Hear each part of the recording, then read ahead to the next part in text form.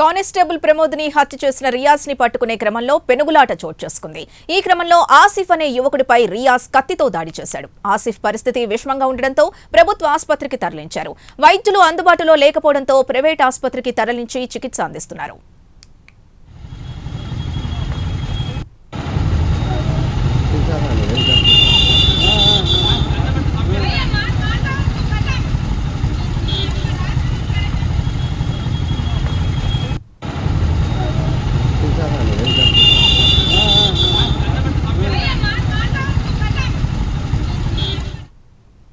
ఇదే విషయానికి సంబంధించి పూర్తి డీటెయిల్స్ మా కరెస్పాండెంట్ రాజేష్ అందిస్తారు. రాజేష్,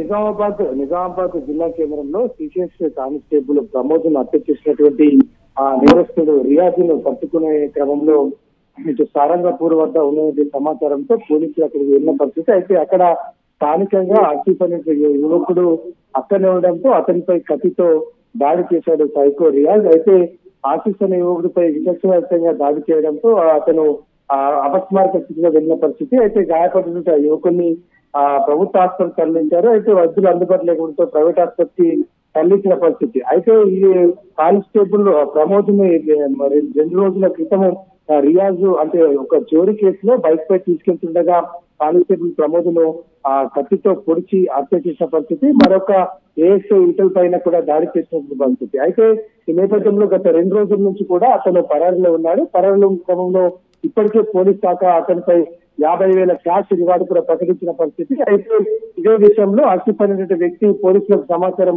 ఇచ్చినట్టు తెలుస్తా ఉంది. అయితే ఈ నేపథ్యంలోనే సారంగపూర్ వద్ద ఒక ఖరాబ్ అయినటువంటి క్యాబిన్ లారీ క్యాబిన్ లో తలదాచుకున్న రియాజ్ అక్కడ ఈ యొక్క ఆసిఫ్ పై దాడి చేసినట్టు తెలుస్తుంది. అయితే ప్రస్తుతం అయితే పోలీసులతో కూడా పెరుగులాడి అక్కడి నుంచి పారిపోయినట్టు తెలుస్తా ఉంది. అయితే పోలీసులు అదుపులో ఉన్నాడా లేదా ఎన్కౌంటర్ చేశారనే విషయంలో కొంత క్లారిటీ రావాల్సి ఉంది.